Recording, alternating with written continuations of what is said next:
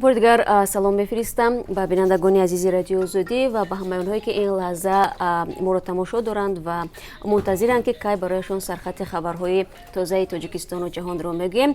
خب با شالوی گلخوج هستم بینندگان عزیز، چون همیشه در همین وقت یعنی ساعت 10 با وقت پراگ در کنار شما و حالا در مسکو ساعت 12 است، در تاجیکستان باشد ساعت 2 و فراموش نکنید که بازم با شما ملاقات داریم بعد از 3 ساعت دیگر بازم در پخش مستقیم و در تقدیم خبرهای تازه که برنامه ما 15 دقیقه ادامه میکند و باید پیشکی بگم که سرشار از موضوعی است که شما نیز به اون موضوعات توجه دارید و زیاد از ما میپرسید. خب بینندگان عزیز، در جریان پخش نوید بامدادی امروز بعضی از شما درباره نبود جای کار در کشور شکایت کردید و این عامل به گفته خود شما باعث آن گرده است که صدها هزار تاجیکان مجبور میشوند برای دریافت روزی به روسیه رفته و تحقیر و مشکلات در این کشور غربت را تحمل نمایند. طور معلوم جای کاری در شرایط فراهم می شود که در تاجیکستان کارخانه های نو بنیاد شوند. متناسباً برای این سرمایه گذار لازم است.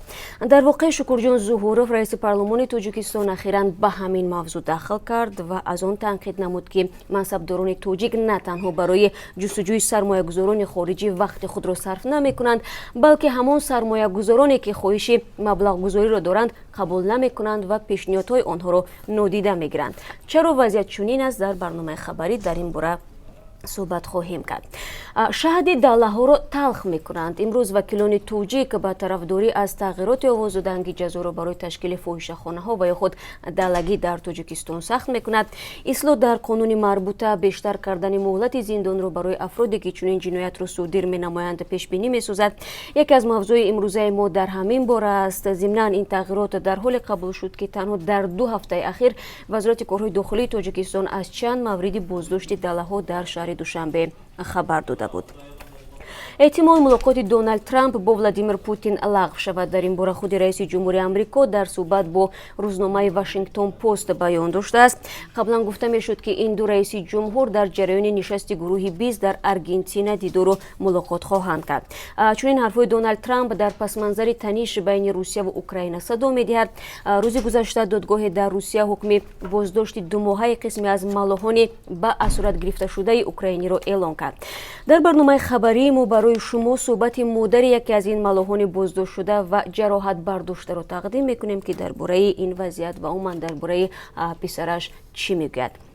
همچنین درباره قضیه یک مرزبان تاجیک هم برای شما گزارش میدیم که هم خدمتش را پرونده و حکمش را دادگاه الکی صادر کرده است. همکاران ما با شما خواهند گفت که این حادثه چگونه به عمل آمده است، قصداً شده است و یا از بی احتیاطی. ضمناً موضوع مربوط به ارتش و شروع و انجام موسم دعوت به صف قوه‌های مسلح یکی از موضوعهای دیگری مورد نظر شماست که پیوسته از ما سوال میکنید. معمولاً موسم دعوت تیرماه تا 30 نوامبر دوام میکند، اما این بار مسئولین خبر دادند که نقشه دعوت اجرا شده است. در برنامه خبری ما را تماشا کنید و تفصیلات بیشتر را در این باره خواهید فهمید. و البته واکنش وزارت کارهای داخلی تاجیکستان به مرگ یک مهاجر 38 ساله تاجیک در مسکو که در اداره پلیس ففتید در مد نظر ما است. به واسطه خود وزیر این نهاد از همتایش در روسیه امروز در این مورد شهر خواست. رمضان رحیمزاده از مقامات روسیه همچنین خواسته است که سنجش قضیه مذکور را زیر نظارت بگیرند.